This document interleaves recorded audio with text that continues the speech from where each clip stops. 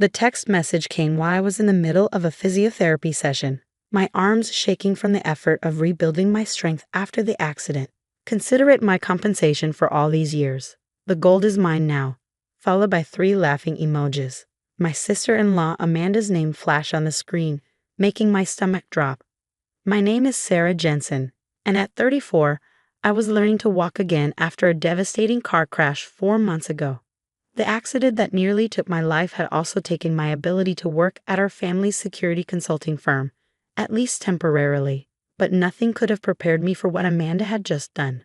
"Everything okay?" my physiotherapist asked, noticing how I'd frozen mid-exercise. "I need to make a call." I managed, my fingers already dialing my husband Michael's number. It went straight to voicemail. Of course it did. He was presenting at a conference in Seattle, probably mid-speech right now. With trembling hands, I called our housekeeper, Maria. She'd been with our family for 20 years, long before I married Michael. "Maria, can you check the safe room?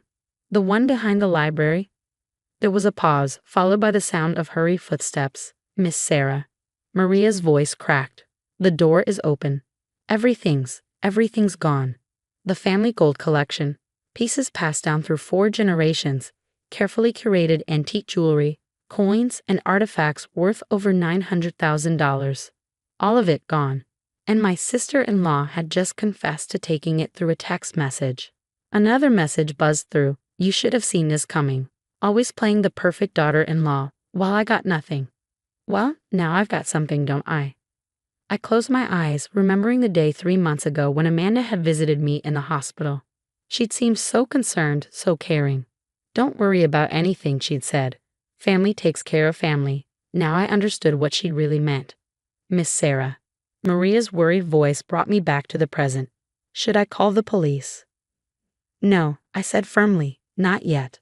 What Amanda didn't know, what no one except Michael and I knew, was that the safe room had been upgraded last year. As part of our security consulting work, we'd installed a new system, one that went far beyond simple cameras. I opened my laptop, my fingers flying across the keyboard despite their weakness. The security program loaded, asking for 3 separate passwords.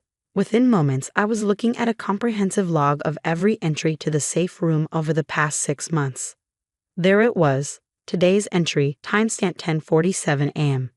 But it wasn't just video footage. The new system recorded everything: heat signatures, weight measurements from the pressure-sensitive floor, even chemical traces from anything that touched the safe surface.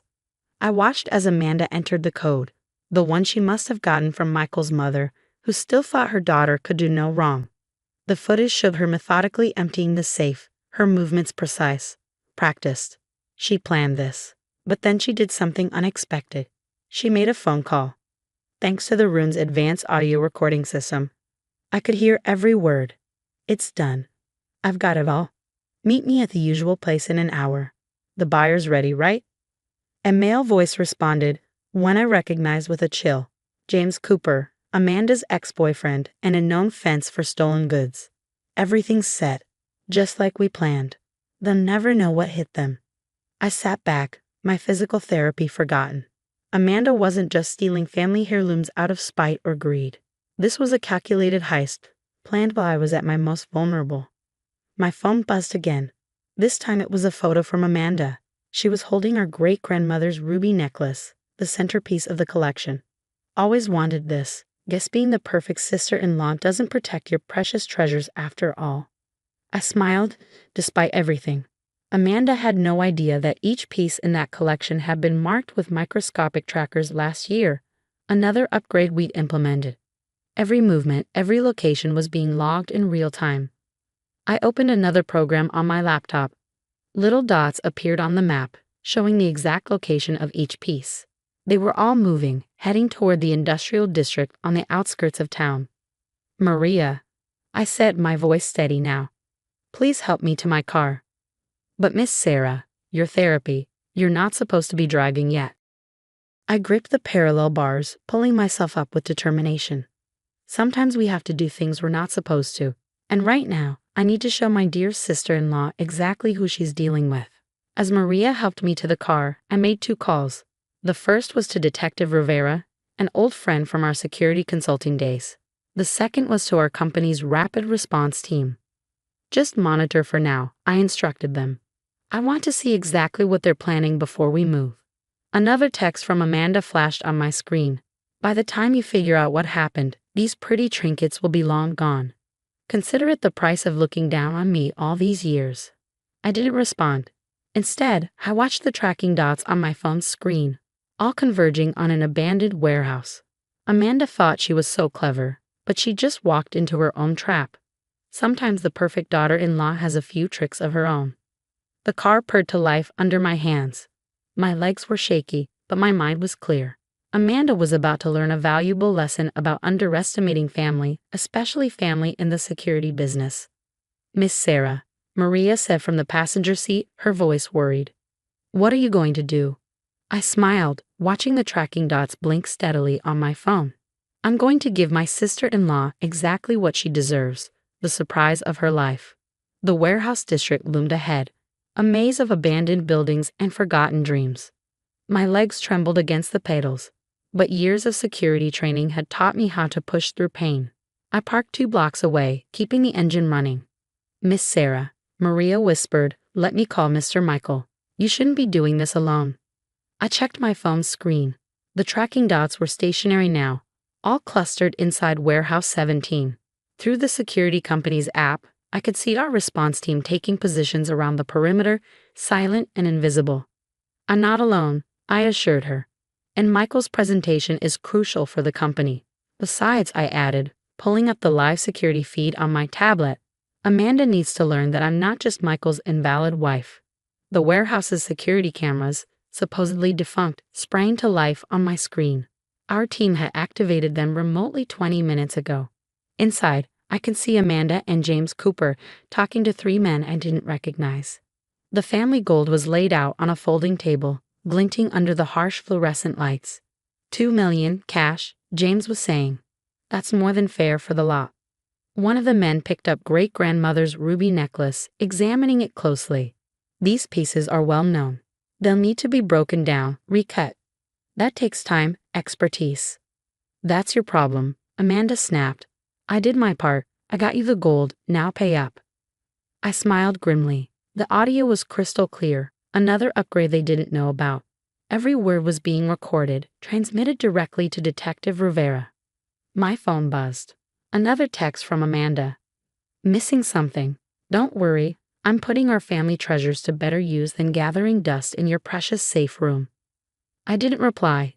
Instead, I watched as one of the buyers opened a briefcase. Stacks of cash spilled out, and Amanda's eyes lit up with naked greed. "Maria," I said quietly, "I need you to drive the car around to the south entrance. Park it right by the loading dock, but stay inside." "Miss Sarah, please. Trust me," I squeezed her hand. "I know exactly what I'm doing." As Maria slid into the driver's seat, I activated my earpiece. "Came in position." "Affirmative," came the response. "Detective Rivera's units are standing by. We've got eyes on 5 subjects, no visible weapons. You're called, Mrs. Jensen." I took a deep breath, steadying myself. The buyers were counting out cash now, while Amanda practically bounced with impatience. James kept glancing at the doors, his body language screaming guilty anticipation. On my mark, I whispered into the comm. "Standard containment protocol. No one leaves." I pulled out my phone one last time, opening the warehouse's environmental controls, another system we'd quietly taken over in the past hour. With a few taps, I activated the emergency protocols. Inside the warehouse, chaos erupted. The sprinkler system burst to life, drenching everyone. Simultaneously, the emergency doors slammed shut with pneumatic hisses, their magnetic locks engaging. The lights went out, replaced by the harsh red glow of emergency beacons. Through my tablet's infrared feed, I watched Amanda spin in panic. "What's happening?" "James. Someone must have tripped something," he snarled. "We need to get out, now." The buyers were already grabbing for the gold, their pretense of professionalism vanishing. In the confusion, no one noticed the tiny drones dropping from the ceiling, releasing bursts of harmless but disorienting smoke. "Team, move in," I commanded. The response was immediate. Every door burst open simultaneously, filled with figures in tactical gear. Laser sights danced through the smoke as voices boomed. Say CUITLA. Everybody down. Amanda's scream was particularly satisfying. I pulled myself from the car, my cane supporting me as I made my way to the loading dock. By the time I reached the warehouse floor, the scene was under control. The buyers were face down and cuffed, while James thrashed uselessly against his restraints. And there was Amanda, kneeling in a puddle of sprinkler water, her designer outfit ruined. She looked up as I approached, her eyes widening in disbelief. You, she spat. How did you find you? I finished, settling carefully onto a nearby crate. Track you? Stop you? Did you really think we kept nearly $1 million in family gold protected by just a simple safe? Mrs. Jensen, Detective Rivera approached, nodding respectfully. We've got them all. The buyers are known art thieves. We've been after them for months. This is quite a catch. The gold? I asked. All accounted for. Not a single piece missing. He smiled. Those trackers of yours make our job much easier. Amanda's face had gone from shock to calculating. Sarah, listen. This is all a misunderstanding. I was going to surprise you. Yes, I was planning to sell these old pieces and buy you something new, something more modern. Save it, I cut her off. We have you on video, on audio, and in person. Conspiracy, theft, attempting to fence stolen goods. Shall I go on? You can't do this to me, she hissed. I'm family. Family? I leaned forward. Family doesn't steal. Family doesn't take advantage when someone's vulnerable. And family certainly doesn't gloat about it via text message. I pulled out my phone, showing her the string of mocking texts she'd sent. Every one of these is evidence. Every laugh, every taunt, every moment of your satisfaction at betraying us. All of it documented. My mother will never believe this. Amanda tried one last angle. She'll never accept that her daughter is a thief. I finished. She might not have a choice. Especially since you were caught on camera entering the code she gave you. She might face charges too, come to think of it. The color drained from Amanda's face. For the first time, real fear crept into her eyes. My phone buzzed. Michael's face appeared on the screen. Sarah, honey, what's going on? I just got out of my presentation to find 30 missed calls and messages about the security system being activated. I turned the phone so he could see Amanda, still kneeling and handcuffed. Your sister decided to help herself to the family gold. Don't worry though, I handled it. There was a long pause. Of course you did, he finally said, his voice a mixture of pride and resignation. You always do. I'm on my way home. As the police led Amanda and her accomplices away, I watched the response team carefully repacking the family gold.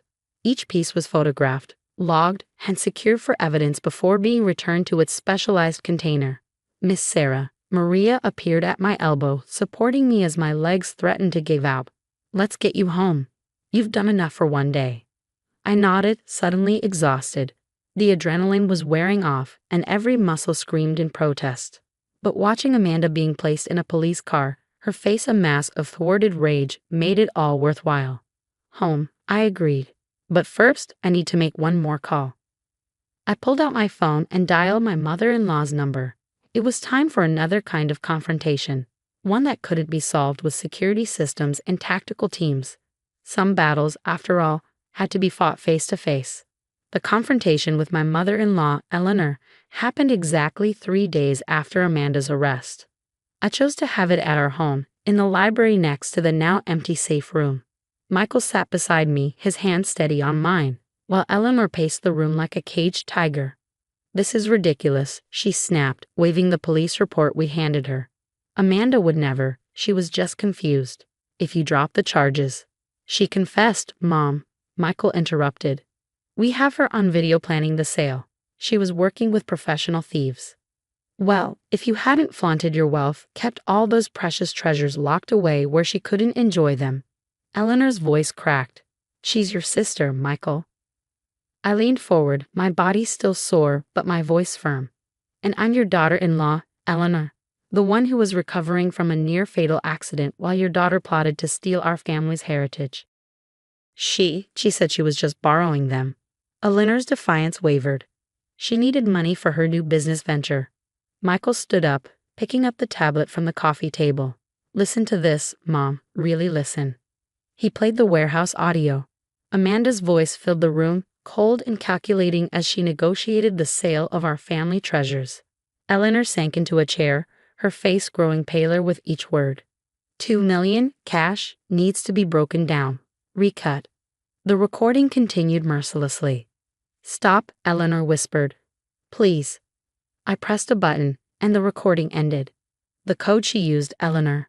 Only 3 people knew it, Michael, me, and you. Care to explain how Amanda got it? Tears rolled down Eleanor's cheeks.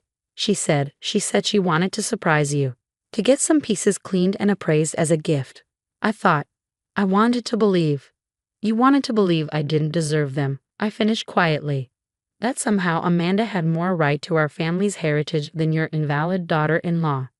Sarah, Michael warned softly, but I shook my head. No, it needs to be said. For years, Eleanor, you've treated me like an outsider. Even after the accident, when I was fighting just to walk again, you were telling Amanda how much better she would have handled things. Eleanor's shoulders slumped. The proud, controlling woman who had made my life difficult for so many years suddenly looked old and defeated. The police want to question you, Michael said gently. About providing the code, about any other help you might have given Amanda. I never meant. Eleanor began, then stopped. What do you want from me? I exchanged a look with Michael before answering. The truth, your cooperation with the investigation, and most importantly, your understanding that actions have consequences, even for your precious Amanda. And if I do this, then we'll tell Detective Rivera you were manipulated, I said. That Amanda exploited your maternal trusts.